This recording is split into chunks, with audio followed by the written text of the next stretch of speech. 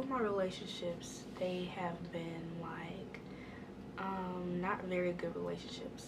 So number one, I didn't always know my worth, so I would attract people who were on the same level that I was, or who were like preying on my weaknesses, preying on me not knowing who I was, or me not knowing my worth, or me not having boundaries or morals and things like that. So I would attract the wrong type of people. And I would say up until I was pregnant, I didn't really know my worth. I didn't really have a desire to know my worth. I was just content with where I was. I felt like I knew enough to get me by and to get me to where I wasn't just like settling, but really all along I had still been settling, even though I thought I wasn't. So after I had my child, after I had Lori, I was like given like a wake-up call. Like God was like, it's time for you to wake up. And like my eyes were open and I could see that I had been settling, and that I needed to do things differently when it came to me and how I allow people to come into my life and treat me, or different things like that. So I did date during the single season. So like from 2017 to now, I have been single. And this year is 2020, the month is August. So I've been single. And though I hadn't been in like a relationship where there's like a title, there were relationships. So like communicating, talking, texting, hanging out, things like that. So there was that going on, but there was no like title in place. So I say that I was single. But so I wasn't content with being by myself. I knew that I needed to be single, but I wasn't happy with being single. I didn't want to be single, and I used I wasn't going out and like posting on Facebook, hey, I'm single, hit me up, text me, or things like that.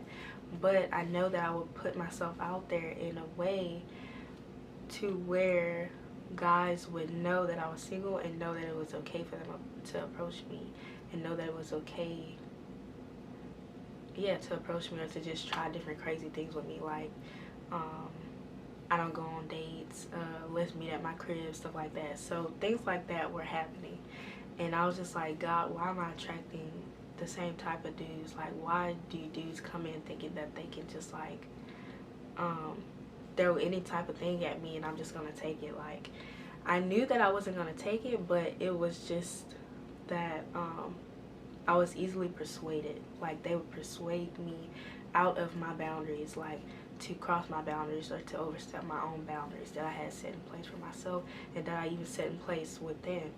There would be a way that they could like manipulate me into being like, okay, well maybe it'll be okay if, you know, this happens, we're not doing this, so it'll be okay if this is going on.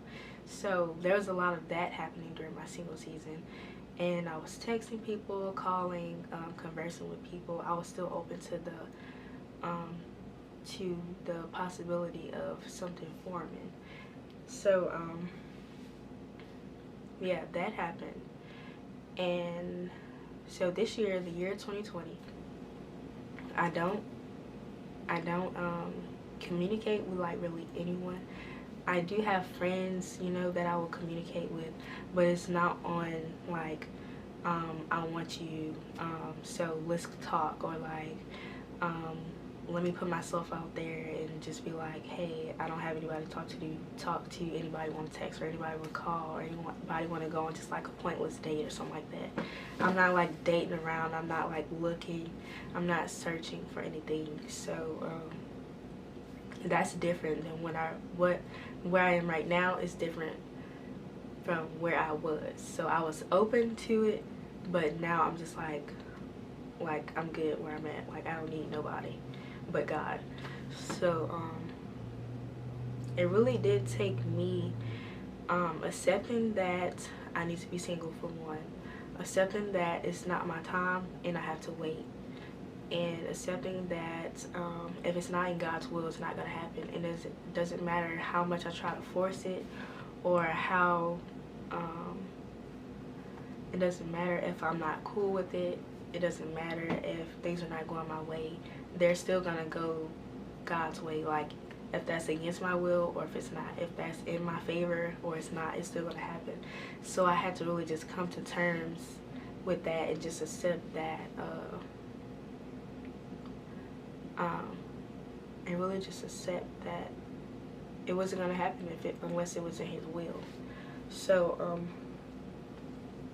there were some things, some situations that brought me to that, but I know that all along it was just God. He was helping me to I don't know, I feel like it could be a combination of He saw danger, He wanted me to get out of it. It could be, I got something in store for you, but I can't give you this unless I can't give you this while you're still in this space that you're in, or I can't bless you until you've gotten yourself together. I can't bless you when you're in something that's not my will for your life. So it could have been a combination of things, but He really sat me down this year and helped me to see and really just embrace my time alone with Him, and embrace yeah, just growing and having time for myself, and just healing, and not wanting somebody to come in and to take my mind off of what's going on in me. So I'm really happy that He is I'm really just like content with Him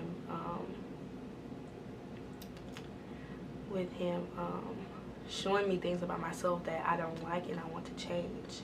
So if somebody was in a picture, that would be something that's you know, the least of my worries. It would be like on the back burner. I wouldn't care about healing and overcoming things in the past and being a better version of myself. I wouldn't be worried about that, and He knew that. So yeah, He had to sit me down and think. Okay, so I think I'm going to close this video, and I'm going to just say that if you're in a place where you want to be married, you want to be in a relationship, or you want kids, you want to settle down, and it's okay to have all of these desires. It is okay. But when you get to the point where you're just desiring these things like crazy, like idolizing them, like I want these things so bad, and I'll do anything to get them. I'll settle for less. I'll put this person before God. You know, anything. When you're at that point, then it's not good, and you really just need to step back and just take a break from those things. Even though it's hard, because it's hard to break away from like a desire like that, because I mean, it's in our nature to want to be in a relationship. You know, we're supposed to be in a relationship, supposed to be in communion with people. But when it's like it's gotten to the point where you can't live without this thing, or you feel less than without this, then that's not good. So if you're at a place where you don't know how to stop wanting to I mean, it's okay to want, but like this, like I just gotta have it, like when you're at that place. So if you are there, then just ask God to help you to be content. Cut everybody off. Take a break from everybody. So even if you're in something serious and you know for a fact, or you even have like a feeling that this is not for you, or that God is trying to get your attention, or just God wants to give you more, then take a break from that. Step back and just really just be content with God, and work on getting yourself together, and healing, and doing whatever it needs to be done to be right with God, and to be okay with just you and Him. Because I believe when you truly get to that point, that's when God starts to bless you with what you desire. So you just got to give everything to Him and leave it with Him. So hope y'all like this video, and I'll see y'all next one.